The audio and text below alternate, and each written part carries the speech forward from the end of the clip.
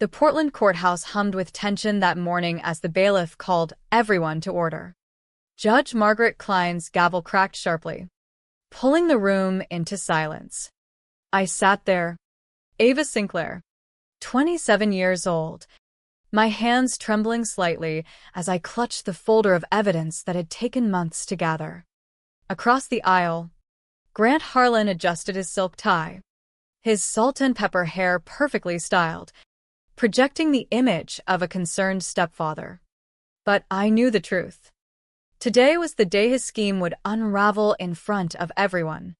My name is Ava Sinclair, and until recently, my life revolved around analyzing investment portfolios in a sleek downtown Portland office. Numbers made sense to me, clean, logical, predictable.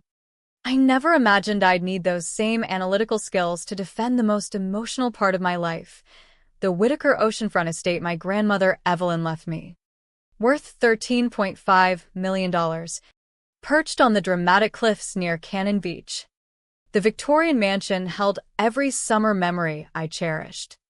The crash of Pacific waves against jagged rocks, the scent of salt and pine, mornings when Grandma and I would walk the beach collecting shells while she shared stories of our family's resilience. You'll feel it in your heart when the time comes to decide its future, she told me weekly during her last days, squeezing my hand. But promise you'll never let greed or pressure force your hand. I promised. I just didn't know how fiercely I'd have to fight to keep it. Mom met Grant at a coastal conservation gala about 6 months after Dad passed. He seemed perfect for her, successful owner of Harlan Developments, driving a luxury hybrid, always with a warm smile that disarmed rooms of skeptics. He makes me believe in second chances. Ava, Mom confided during one of our foggy morning walks along the Willamette.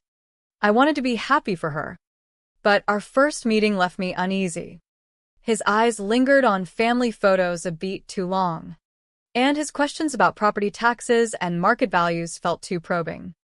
His handshake was firm, cologne expensive, yet something cold lurked beneath the charm, like a predator sizing up prey.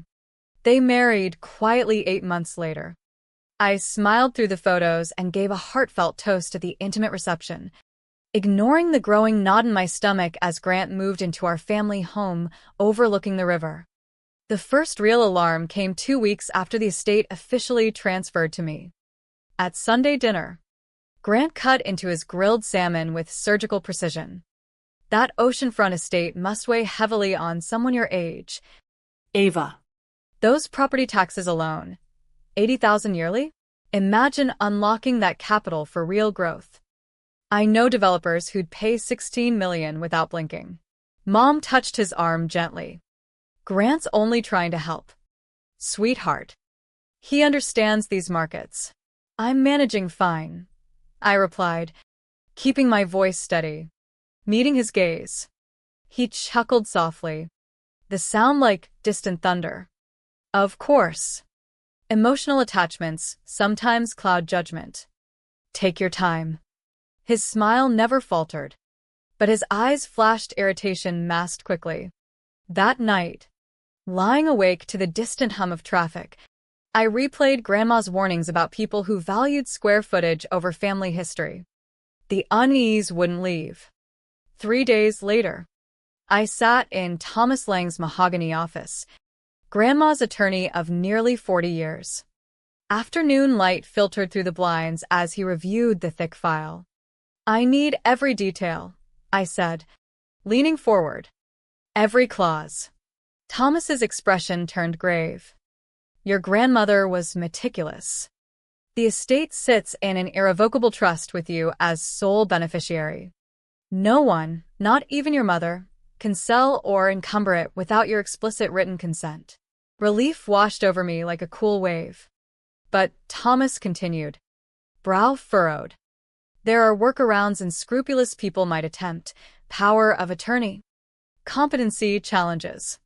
Has anyone hinted you might need help managing affairs? The question chilled me.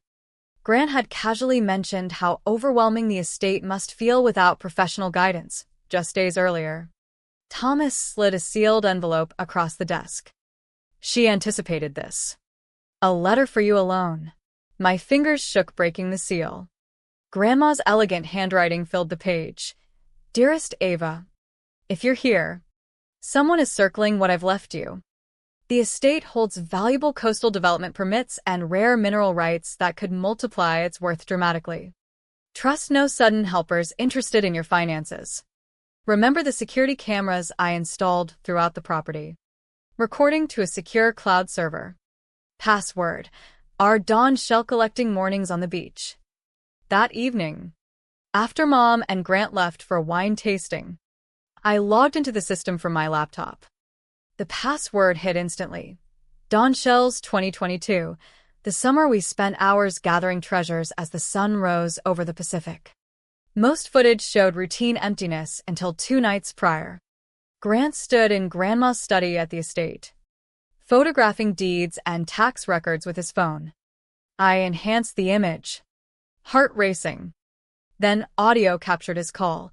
She has no clue about the mineral rights. Once Elena signs the power of attorney I've drafted, we'll close with Vanguard Properties for $16 million.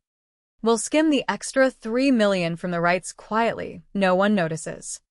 Money routes offshore fast. Elena trusts me.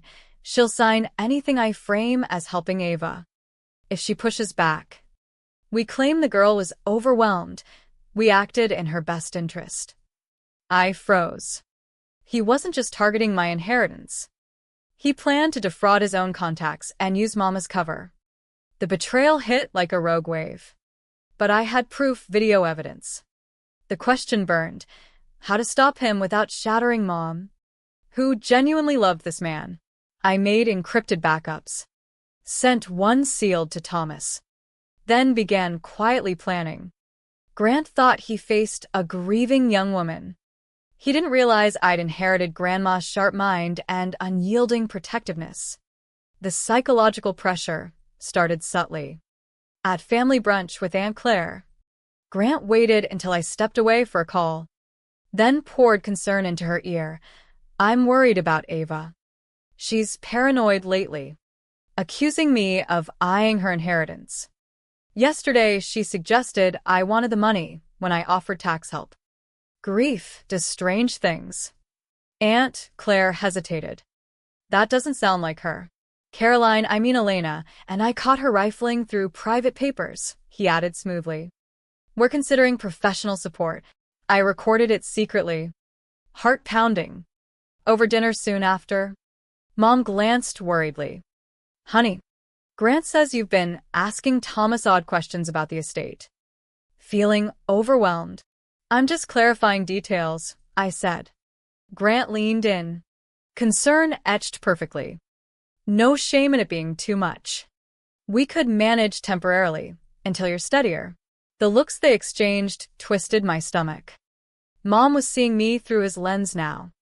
Escalation came via city connections, sudden notices questioning maintenance despite recent professional upkeep. Zoning compliance letters. These are routine, Grant said when confronted. Smile not reaching his eyes. But costly. I know the zoning director. I could smooth it if you add me as temporary co-manager. No, I said coldly. His mask slipped, revealing darkness. You're making a mistake. Ava. I'm protecting you from yourself. Isolation peaked when I was quietly removed from family Thanksgiving planning via fabricated texts Mom believed. Friends texted asking if I was okay after Grant's confidential outreach about my struggles. My apartment became a fortress of backups and hidden cameras after signs someone had entered. Books shifted. Laptop warm. Nights I questioned my sanity, until replaying the footage hardened my resolve. I wasn't paranoid. I was targeted. Grant's confidence grew as he believed he'd cornered me. But my silence wasn't surrender, it was strategy. While he painted me unstable, I documented relentlessly. I chose a quiet coffee shop in downtown Portland, far from Grant circles. Jordan Hayes, a sharp-eyed legal investigator who'd previously tangled with Harlan Development's rivals, reviewed my files across the table. "Grant Harlan," he muttered, shaking his head. "I've waited years for solid evidence. You're not his first target, Ava, but you might be the one who ends him." He pulled up records on his laptop. 3 failed projects draining cash. Massive debts to aggressive private lenders. "See this? 2.8 million borrowed 6 months ago from people who break legs over missed payments. That's why he needs your estate desperately." Jordan showed Vanguard Properties under federal money laundering scrutiny. We spent weeks building the case legally, monitoring home network emails, recording landline calls under single-party consent. Evidence mounted, forged improvement documents implying sale consent, practice forgeries of Mom's signature on POA papers, inquiries to psychiatrists about involuntary commitment. Most damning came from Tyler Brooks, a fired former employee via encrypted call. He keeps dual books, one for IRS, one real, skimming investor funds for years. Ponzi style. Nearly 8 million stolen. I kept copies as insurance after threats. The USBs Tyler provided showed staggering fraud trails ruining families. "This could bury him for decades," Jordan said. "But we trap him carefully. No early reveal. We set the trap, a dummy email posing as a buyer wanting direct owner dealings. Grant intercepted it via my monitored account, impersonating me to negotiate, wire fraud added to the pile. He'd even taken a $3 million loan against the estate using forged POA. Desperation showed. He'd spent unearned money. Meanwhile, Grant's pressure intensified. I received more inspection notices. Exclusion from events. The toll was crushing, sleepless nights questioning reality. But footage reminded me of the truth. I withdrew publicly, preparing silently. The registered notice from Thomas's office hit Vanguard's legal team and Grant's office simultaneously. It warned of fraud prosecution for any purchase attempt, hinting at known backdoor dealings without full evidence reveal. Grant's voicemails flooded in. Frantic. "Ava. Call me. This is a misunderstanding." His mask slipped further. Mom called in tears that evening. I invited her alone. Showed the footage. Forgeries. Loan docs. The call transcript where Grant mocked her as easy to manipulate. She shattered, sobbing apologies. We hugged through the night. Next morning, she confronted him, wearing Jordan's wire. "Ava showed me documents about the estate." Grant's response turned venomous. "That girl won't quit. Don't worry, I've got Dr. Ellis ready for commitment papers. One call. 72-hour hold. Estate sells while she's out. For our future. Elena." When Mom pressed, he threatened, "You're implicated now. Play along or else." That sealed it. Mom left forever. Thomas filed the emergency injunction freezing assets, barring Grant from the estate, mandating court appearance. Vanguard distanced publicly via affidavit to avoid their own exposure. Grant's empire crumbled. Investors called loans. Subpoenas hit. Lenders threatened. But desperate men strike back. Court day arrived electric with press and spectators. Grant shark lawyer Mitchell Brennan painted him as victim helping a troubled stepdaughter. I was cast as grief paranoid, rejecting remarriage. Thomas methodically presented. Footage played Grant's plotting voice filling the room. Handwriting expert confirmed forgeries. Tyler testified on Ponzi scheme. Brennan attacked authenticity. Called Tyler disgruntled. Cross-examination cracked Grant. Alibi contradictions on forged POA. Loan fraud admissions. Connections to investigated lenders. New FBI forwarded emails from months before marriage revealed premeditation. Once I marry Elena, the daughter's inheritance opens. Split the excess from rights. The final blow. Thomas played a legally recorded planning commission meeting where Grant blackmailed the commissioner over his daughter's past arrest to force rezoning. Offering cash. Grant exploded. The recording's fake. This is a witch hunt. I targeted Elena. The obituary mentioned the estate. Easy marks. A widow and unstable daughter. I would have won if not for this. Judge Klein found for me on all counts. Ordered $1.7 million damages. Permanent revocation of claims. Referred for criminal charges. FBI agents arrested him on wire fraud. Conspiracy. Racketeering as he hissed at me. You've destroyed everything. No. Grant, I whispered. You did. Aftermath brought healing. Mom divorced. Started therapy. We grew closer. I kept the estate. Converting part into a support retreat for fraud and elder abuse survivors. Grandma would approve. Victims came forward. Grant got 23 years. Standing on the cliffs months later. Sunrise painting the Pacific gold. I replayed Grandma's final voice message. Our real wealth is strength. Resilience. Refusing to surrender what's rightfully ours. Guard it. Ava. I did. Grandma. But the question lingers. How many families fall to such calculated greed before someone fights back?